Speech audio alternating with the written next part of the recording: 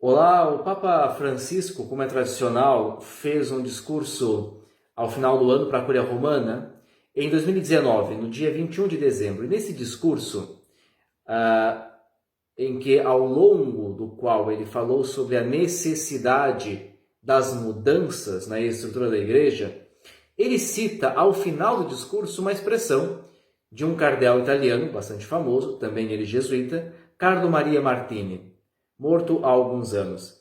E Martini vai dizer o seguinte: a igreja ficou atrasada 200 anos.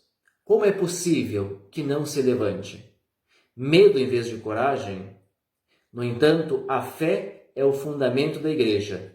A fé, a confiança, a coragem. Só o amor vence o cansaço. Frase do cardeal Martini, citada pelo Papa Francisco no seu discurso à Cúria Romana.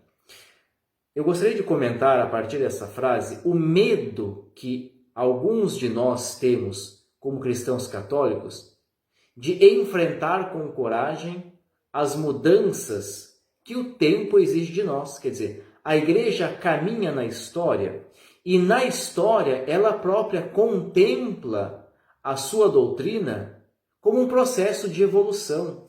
A doutrina não caiu do céu, simplesmente formulada como nós a temos hoje. Nós vamos evoluindo ao longo do tempo. A nossa compreensão doutrinal também evolui. Lá no século XIX, o cardeal Newman, no seu mais famoso texto, O Desenvolvimento da Doutrina Cristã, ele vai colocar os critérios exatamente para o desenvolvimento do dogma.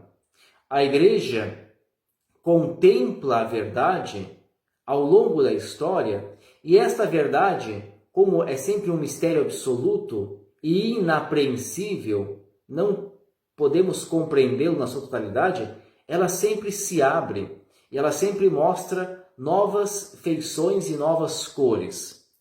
O Concílio Vaticano II recebe, por assim dizer, a influência teológica de Newman, e quando nós pegamos o número 8 da Dei Verbum, documento do Concílio que fala sobre a revelação, a Dei Verbum vai dizer no número 8 que a tradição apostólica ela progride dentro da igreja ao longo da história sob a assistência e a condução do Espírito Santo. Quer dizer, a igreja, ao longo da história, compreende melhor a sua doutrina e a desenvolve.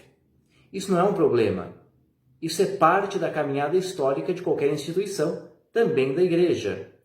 Um exemplo claro, o Papa Francisco, em 2018, mudou um dos parágrafos do Catecismo da Igreja Católica, o 2267.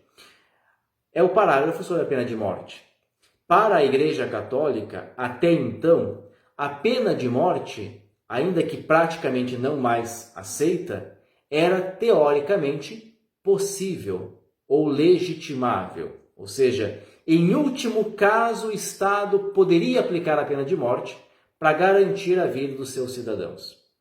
O Papa mudou e vai dizer, olha, nós evoluímos e a dignidade do ser humano não é perdida. Apesar dos crimes que ele possa ter cometido, a dignidade permanece no ser humano. E, portanto, a pena de morte é absolutamente imoral. Nós não podemos mais aceitar este princípio. É uma mudança no catecismo, é uma mudança na doutrina, que acontece como fruto do desenvolvimento doutrinal. É claro que esses grupos eles se apoiam muito na ideia da ditadura do relativismo que o Papa Bento XVI nos alertava. É verdade que nós não podemos cair no perigo de relativizar tudo e viver sobre esse relativismo.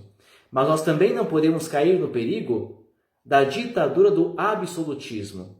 Quando nós absolutizamos uma forma histórica, uma visão determinada sobre a doutrina, da doutrina, e a partir dessa visão nós massacramos as pessoas.